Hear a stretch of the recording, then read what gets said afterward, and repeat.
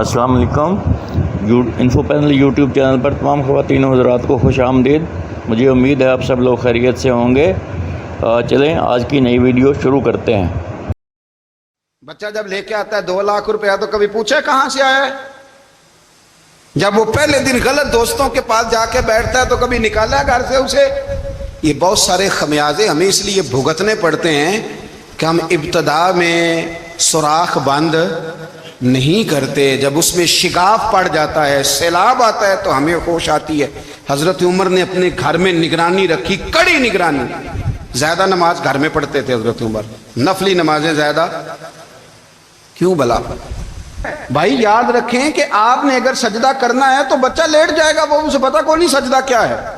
لیکن جب گھر میں کبھی قرآن ابا جی کھول لینا، جب ابا جی کا موڈ بن جائے نا لیکچر دینے کا، وہ گھر میں شروع ہو جاتے ہیں. کہتے ہیں آپ لوگ نماز نہیں پڑھتے اس لیے میرے کاروبار میں برکت کوئی نہیں. تم سویرے قرآن پاک نہیں کھولتے تو میں تباہ ہو گیا. تو میاں آپ نے کب گھر میں قرآن پاک کھولا تھا؟ آپ نے کب نماز پڑھی؟ آپ نے کب گھر کے اندر اللہ رسول کا ذکر کیا تھا؟ آپ نے کب حدیث چھیڑی؟ آپ نے بھی تو گھر کے اندر جب بھی آپ آئے ہیں تو آپ نے وہی کچھ کیا ہے جو دنیا دار کرتے ہیں. آپ بھی تو اپنا موبائل لے کے الگ کونے میں بیٹھ گئے. آپ نے بھی تو کہا ہے کہ اب تمہارے چینل ختم، اب میری مرضی والا چلے گا. تو جو آپ نے کیا ہے بچے بھی وہی کام کریں گے. آپ نے بھی گپ شپ لگائی ہے تو وہ بھی لگا رہے ہیں. یہ سمجھ لیں جو کام آپ کریں گے آپ اپنے بچوں کی سیرت میں اس کا جلوہ دیکھ لیں گے. بڑی پکی سی بات ہے کہ آپ کو بچے کی عادتیں دیکھ کے سمجھ آ جائے گی کہ میں بھی یہی کرتا تھا اور یہ بھی. حضرت عمر فاروق رضی اللہ تعالیٰ عنہ وصال فرما گئے تو آپ کے وصال کے بعد حضرت عثمان غنی رضی اللہ تعالیٰ عنہ نے آپ کی ایک بیوہ سے نکاح کیا. حضرت عمر کی ایک بیوہ سے جب وہ آپ کے نکاح میں آئی تو کہنے لگی حضرت عثمان غنی سے کہ حضور نہ تو میں خوبصورت ہوں اور نہ میں جوان ہوں، نہ آپ کی کوئی خدمت کر سکتی ہوں، میرے ساتھ نکاح کرنا سمجھ میں نہیں آیا. کیا شاندار جواب دیا حضرت عثمان غنی نے، کیا خوبصورت جواب دیا. فرمانے لگے میں نے اس لیے نکاح نہیں کیا کہ مجھے تمہارے حسن سے دلچسپی تھی یا تمہاری خدمت کی ضرورت تھی. میں نے تو اس لیے نکاح کیا ہے کہ مجھے بتاؤ عمر فاروق گھر کے اندر اپنے رب کی عبادت کس طرح کرتے تھے، وہ قرآن پاک کس طرح پڑھتے تھے، وہ رویا کیسے کرتے تھے، استغفار کا طریقہ کیا، کس وقت کس انداز میں وہ اپنے رب کو یاد کرتے تھے. اس لیے کہ عمر کئی دفعہ گھر سے آتا تھا تو میں اس کے چہرے پر نور دیکھا کرتا تھا، میں روشنی دیکھتا تھا، ایک معیار دیکھتا تھا. نکاح اس لیے کیا ہے کہ مجھے عمر کی جو گھر کے اندر کی عبادت ہے اس سے آگاہ کرو، تاکہ عثمان غنی بھی چاہتے ہیں اس طرح کے عمل کرو جس طرح کہ عمر فاروق کر کے گئے ہیں. بھائی جب تک ہم اپنے گھر میں وہ توجہ نہیں دیں گے، وہ مزاج دیکھیں نا، ہمارے گھروں میں جب نقشہ پاس ہوتا ہے تو ٹی وی لان بھی اس میں ہوتا ہے، ڈرائنگ روم بھی ہوتا ہے، نماز کی جگہ بھی ہوتی ہے نقشے میں. صحابہ جب گھر بناتے تھے تو ایک مسجد بیت کا نقشہ پاس کرتے تھے، ذہن میں رکھتے تھے کہ یہ کونا نماز کے لیے، وہاں جوتے لے کے کوئی نہیں جائے گا، وہاں نماز پڑھی جاتی تھی، عورتیں وہاں اعتکاف کرتی. ٹی وی لان تو آ گیا ہے اور گھر کے اندر ٹی وی رکھنے کے لیے تو ایک کمرہ الگ سے بنا دیا گیا ہے. اور اب جو نئے نقشے پاس ہو رہے ہیں اس کے اندر گھروں کے اندر جگہ بنائی گئی ہے جہاں کمپیوٹر رکھے جائیں گے اور بچوں کے لیے وائرنگ ہوگی نیچے تاکہ انہیں کوئی مشکل درپیش نہ ہو. یہ ساری چیزیں ہم نے نہانے کے لیے گھروں کے اندر اتنے بڑے واش روم بنائے ہیں کہ لگتا یہ ہے کہ سوائے نہانے کے اور کام ہی نہیں کوئی گھر میں ہوگا. ہر چیز آ گئی، پر اللہ کرے کوئی تفسیر بھی ٹیبل پہ پڑی نظر آئے، کوئی حدیث کی کتاب بھی ٹیبل پہ پڑی نظر آئے. اللہ کرے کہ جس طرح ابا لطیفہ سن کے آتا ہے تو جب تک سنا نہ لے اسے ہضم نہیں ہوتا. اللہ کرے کہ وہ جمعے میں بیان سن کے جائے تو اس کا بھی دل کرے میں اپنے بچوں کو سناؤں. وہ نبی پاک کی کوئی حدیث کہیں سے سنے تو گھر جا کے سنائے. جب تک یہ معیار نہیں بنتا آپ کیسے توقع کرتے ہیں کہ گھر کے اندر اللہ کی رحمتیں نازل ہوں گی؟ آپ یہ کیسے توقع کرتے ہیں کہ گھر کے اندر وہ معیار اور وہ مزاج بنے گا؟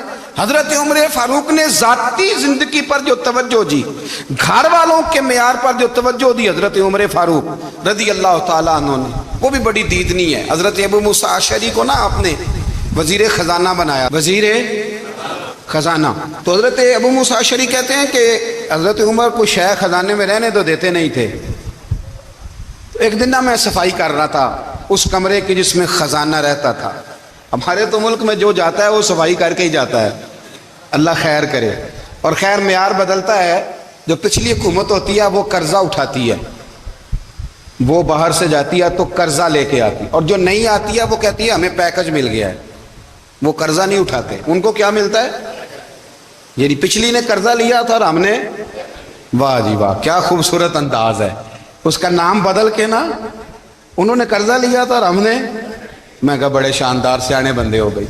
और अल्लाह ताला खैर फरमाए, हमारे जो बड़े शानदार किस्म के दोस्त हैं ना, शानदार, जिनका अदब से नाम लेते हैं, वो अरब के बादशाह हैं। हम तो अरब खाली कहते भी नहीं, अरब शरीफ कहते हैं, अरब शरीफ। उन्होंने पता क्या किया है? उन्होंने इस तरह किया है कि जो कश्मीरियों का कातिल था ना, उसके गले में मेडल डाल दिया है। तो यही काम वो करते रहते। उन्होंने पहले उन्हें बुला के मंदिर भी बनवाए थे, हमें कोई शिकवा नहीं, उनकी ज़मीन है, अल्लाह ताला तौफीक अता करने वाला है।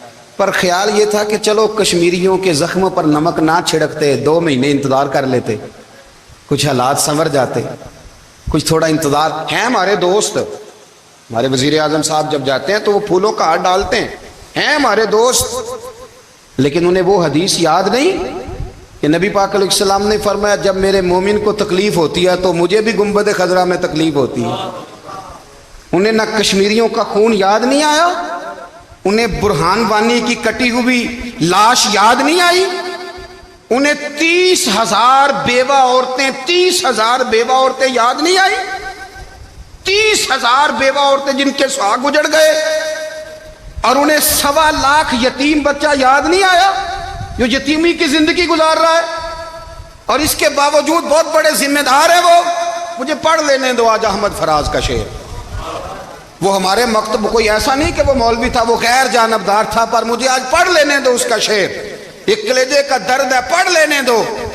उसने कहा था कि पढ़ता हूं तो कहती है ये खालिक की किताब है, मिसले यहूदी ये सऊदी भी अजाब, उस कौम के बारे में क्या लिखूं फराज, काबे की कमाई से जो पीते हैं शराब, काबे की कमाई से जो पीते हैं शराब, उस कौम के बारे में क्या लिखूं फराज।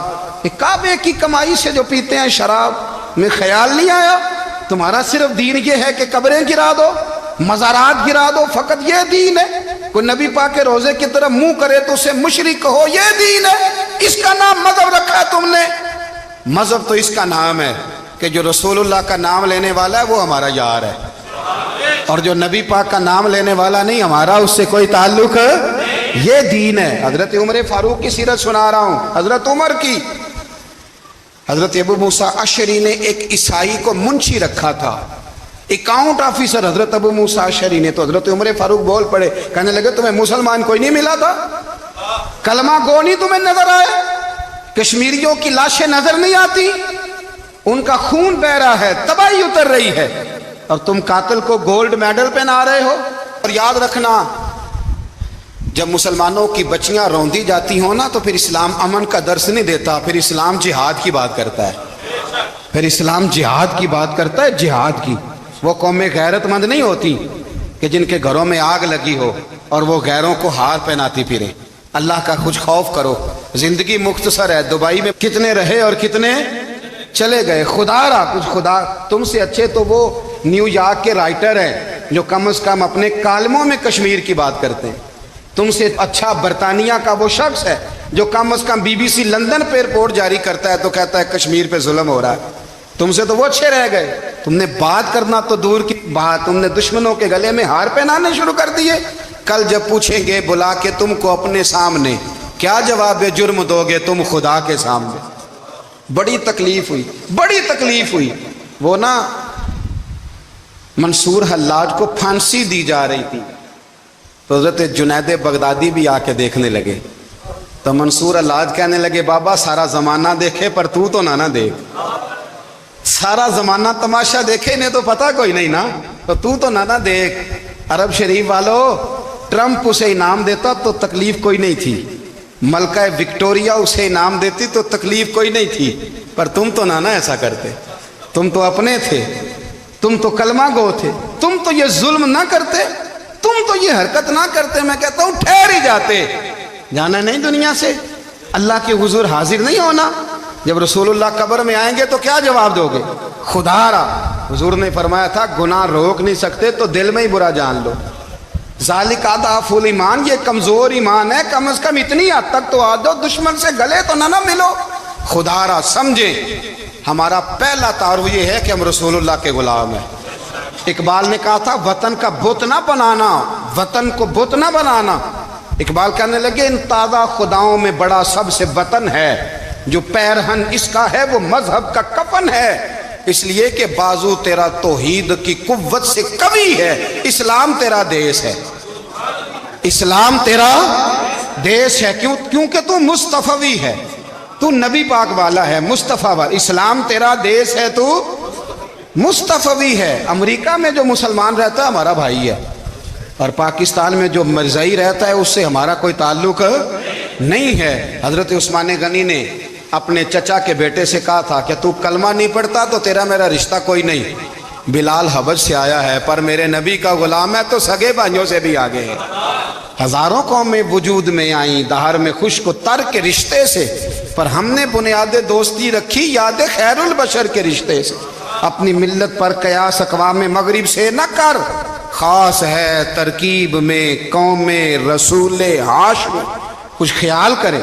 پہلا تعارف دین ہے، اگر دین نہیں تو پھر کسی وطن کی کوئی ضرورت، اس لیے کہ پاکستان کا تصور اقبال نے پیش کیا نا، تو اقبال کہنے لگے ان تازہ خداؤں میں بڑا سب سے وطن ہے، جس کو تم بت بنا کے پوجتے ہو۔ ہمارا وطن تو ہمیں جان سے زیادہ پیارا ہے، پر پہلے پاکستان نہیں، پہلے اسلام، پہلے اسلام تیرا دیس ہے، تو مصطفی ہے۔ تو آمدام برسر مطلب حضرت عمر فاروق رضی اللہ تعالی عنہ۔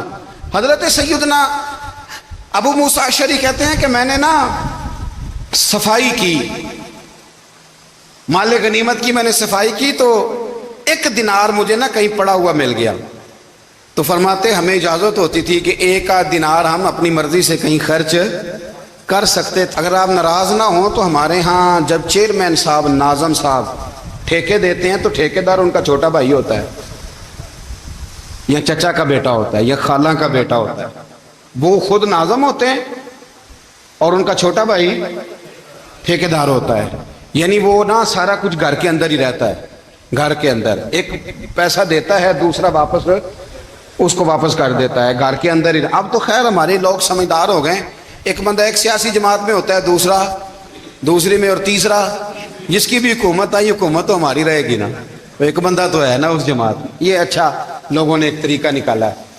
تو حضرت عمر کے بیٹے گزر رہا تھا، تو حضرت ابو موسیٰ اشعری کہتے ہیں میں نے صفائی کی تو ایک دینار نکلا، تو میں نے وہ ایک دینار نا حضرت عمر کے بیٹے کو دے دیا۔ میں نے کہا لو بیٹا اپنے چچا کی طرف سے تحفہ، اور گھر جا کے انہوں نے حضرت عمر کو بتایا کہ چچا نے پیسے دیے ہیں، چھوٹے بچے تھے۔ حضرت عمر نے حضرت ابو موسیٰ اشعری کو بلا لیا اور بلا کے فرمانے لگے میں تو تمہیں اپنا دوست جانتا تھا اور تو نے میری اولاد کو ہی دنیا دار بنانا شروع کر دیا، میرے بچوں کو ہی تم نے دنیا دار پیسوں پہ لگانا شروع کر دیا، میں تو تمہیں یار سمجھتا تھا۔ فرمایا تمہیں چاہیے تھا میرے بیٹے کو نصیحت کرتے کہ بیٹا پیسوں سے رب راضی نہیں ہوتا، اس کی رضا والے کام کیے جائیں تو رب راضی ہوتا ہے۔ اور فرمایا تمہیں کوئی اور گھر نہیں ملا تھا تباہ کرنے کے لیے، میرا ہی گھر ملا تھا، اٹھاؤ اپنا دینار اور خبردار آج کے بعد میرے بچوں کے ساتھ یہ والی نیکی نہ کرنا۔ اور ہمارا کیا سٹیٹس ہے، دوستی ہے یہ اس سے جو تحفے زیادہ دے، جو بچوں کو خراب کرنے میں مدد زیادہ کرے اس کے ساتھ گرانا۔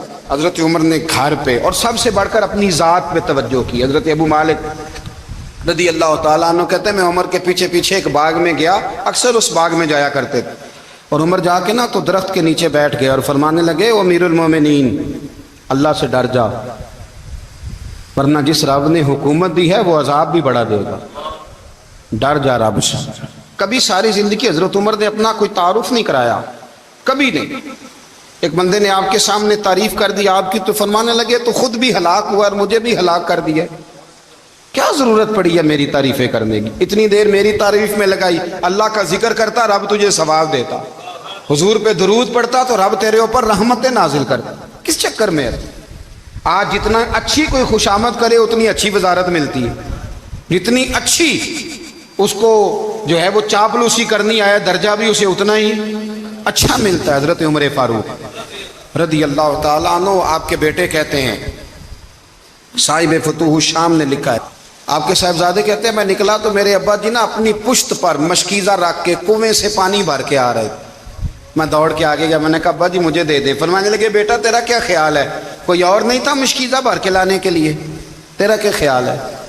کہا ابا جی بڑے لوگ تھے پر آپ کیوں اٹھا رہے ہیں؟ فرمانے لگے نفس نا ذرا میرا بڑا ہو گیا تھا, اسے ذرا ذلیل کر رہا ہوں, ذرا اپنا محاسبہ کر رہا ہوں. یہ مجھے کہہ رہا تھا تو بڑی چیز ہے, تو میں نا ابھی مشکیزہ گھر رکھ کے آؤں گا, پھر تیری ماں نے مجھے کہا ہے کہ گھر میں لکڑیاں کوئی نہیں جلانے کے لیے, پھر میں جنگل سے لکڑیاں کاٹ کے لاؤں گا. اب میں امیر المومنین بن کے نا تو میرا نفس تھوڑا بڑا ہو گیا. اب یقین کریں ہمارا آزما خراب ہو جاتا ہے جب تک ہمارا تعارف صحیح نہ ہو, ہمارا تعارف ٹھیک نہ ہو. میں یہ ہوتا ہوں, میں وہ ہوتا ہوں, چھوڑ مٹی دیں تے مٹی رہنا ہی, مٹی دیں تے مٹی دیں تے مٹی رہنا ہی. ایویں کادی بلے بلے اج مٹی دے اتے بندیا تے کل مٹی دے تھلے, مٹی دیں تے مٹی رہنا ہی. کادی بلے, مجھے پوچھ لو, مجھے جان لو, میرا نام لے لو, میں بھی آیا ہوں, میں بھی ہوتا ہوں, میرا بھی یہ تذکرہ ہے. میں بدکار پرانا خادم کسے در ملی نہ ٹوئی, اے تے واصف یار نے نظر جو کی تھی تے واصف واصف ہی ہوئی. یہ تو بڑی بات کی بات ہے, تو بات کی بات ہے صاحب, ورنہ من نانم کے من نانم, جو ہم ہیں اس کا ہمیں پتا تو ہے نا بھائی. کبھی بھی یہ جو ذات کا چکر ہے نا, میں بھی ہوں, مجھے بھی, او بھائی یاد رکھو میں کون ہوں. یہ جو نام نمود اور یہ خواہشیں اور یہ جو وقار, یہ تو کمزور لوگوں کا طریقہ ہے. جس کو اپنا تعارف کرانا پڑ گیا اس سے بھی زیادہ کمزور کوئی ہے. فوٹو میں دکھاتا پھرتا ہے فلانے کے ساتھ فوٹو, فلانے, تو کمزور بندہ یہ کام کرتا. حضرت عمر فاروق, اللہ اکبر, حضرت عمر جیسا بندہ 24 لاکھ مربع میل کا حکمران, اور شاہ روم کو خط لکھ کے کہتا ہے میں منت نہیں کرتا, میں حکم دیتا ہوں. اتنا تگڑا بندہ. جنگ قادسیہ کے لیے حضرت سعد بن ابی وقاص کو بھیجا, فتوح شام پڑھ کے دیکھیں.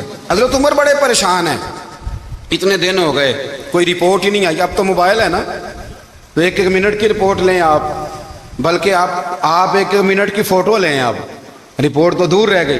حضرت عمر فاروق رضی اللہ تعالیٰ عنہ بڑے پریشان ہیں کہ قادسیہ میں حضرت سعد بن ابی وقاص کے ساتھ لوگ جہاد کرنے گئے, رپورٹ کوئی نہیں آ رہی. اتنے پریشان تھے کہ باہر نکل کے نا اس رستے پہ بیٹھ جاتے جو رستہ قادسیہ کی طرف سے آتا تھا. اس جو بھی آتا جاتا پوچھتے جنگ کے کیا حالات ہیں. ادھر جب اللہ نے فتح دے دی نا, تو حضرت سعد بن ابی وقاص رضی اللہ تعالیٰ عنہ نے نا ایک قاصد کو خط دے کے بھیجا, کہنے لگے عمر کے پاس جاؤ, انہیں اطلاع دو کہ الحمدللہ اللہ نے اسلام کو فتح عطا کر دی.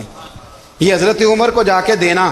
وہ بڑے پریشان ہوں گے. وہ جو اس زمانے میں اس طرح ہوتا تھا کہ کئی دور دور سے صحابہ جو دوسرے شہروں کے ملکوں کے رہنے والے ہوتے تھے وہ بھی آ کے شامل ہو جاتے تھے جہاد میں.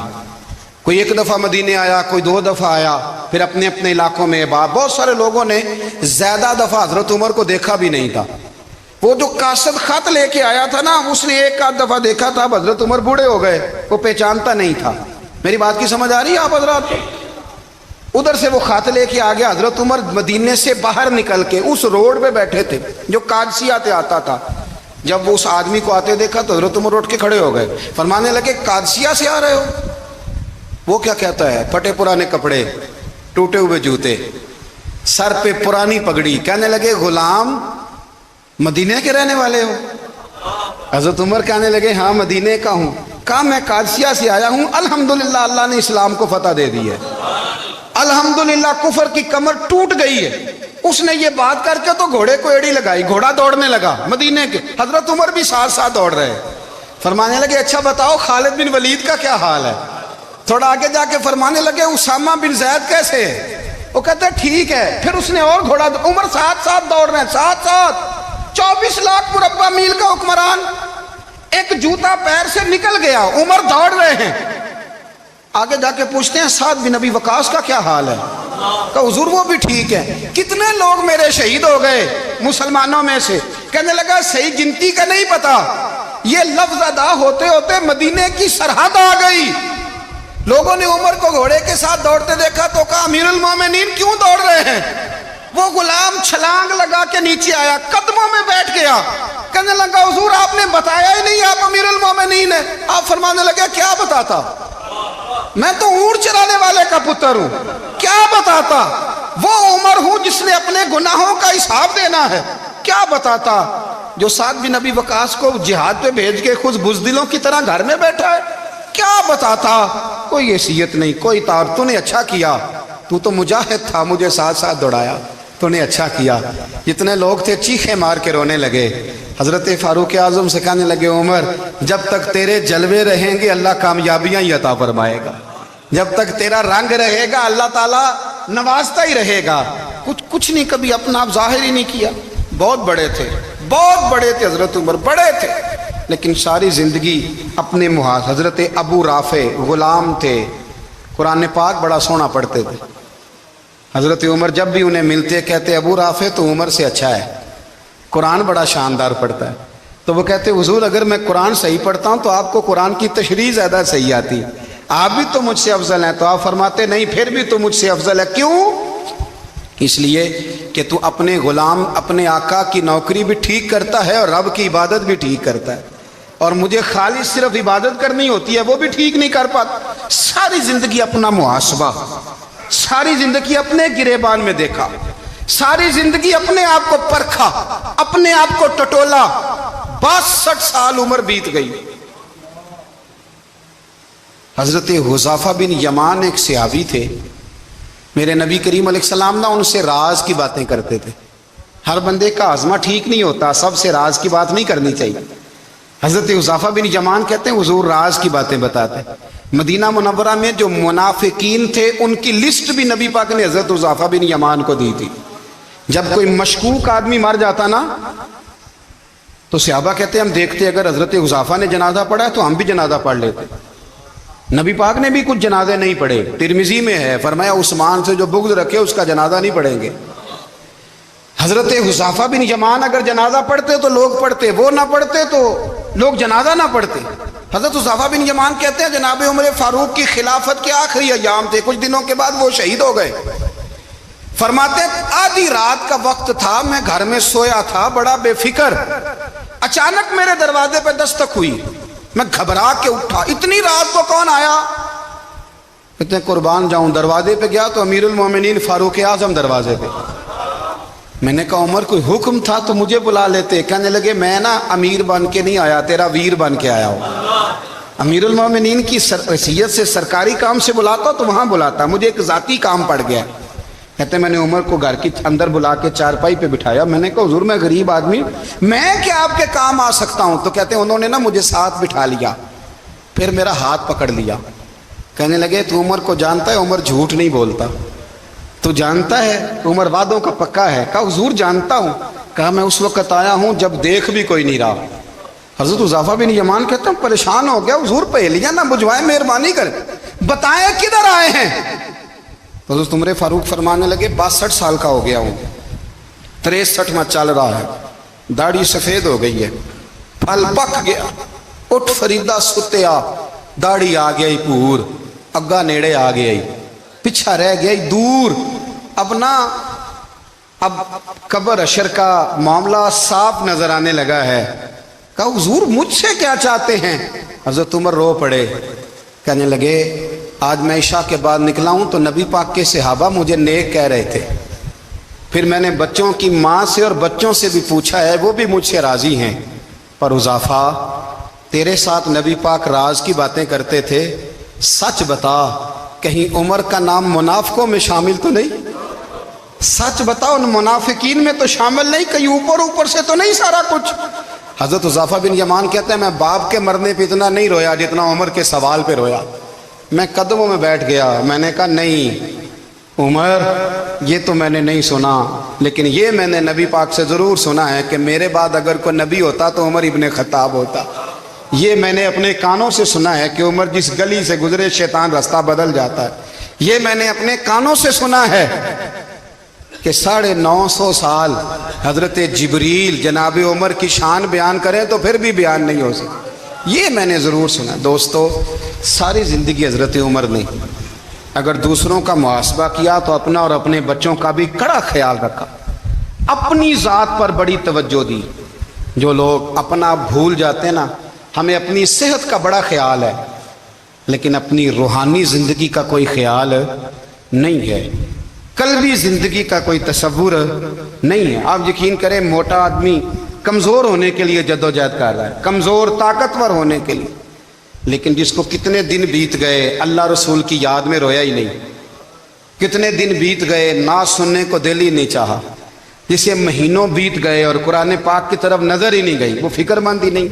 ज़िंदगी जिंदा दिली का नाम है, मुर्दा दिल क्या खाक जिया करते हैं। भाई हज़रत उमर की ज़िंदगी दौरे हाज़र में हमें ये सबक देती है कि कड़ी निगरानी रखो अपने पौधों की, कड़ा ख्याल रखो अपने ज़ाती बाग का, और ये जो तुम्हारे दिल की दुनिया है, ये तुम्हारी रूह की ज़िंदगी है, इसका मुहासबा करते रहो। नबी करीम अलैहिस्सलाम ने फरमाया अपना हिसाब खुद कर लो कबल इसके कि तुम्हारा हिसाब किया जाए। अपना हिसाब, बोलिए अपना हिसाब। हम सारी दुनिया का हिसाब करते फिरते हैं, कोई कहाँ से कमाता है कहाँ खाता है, पर अपना हिसाब हुजूर ने फरमाया हिसाब कर लो कबल इससे कि तुम्हारा हिसाब।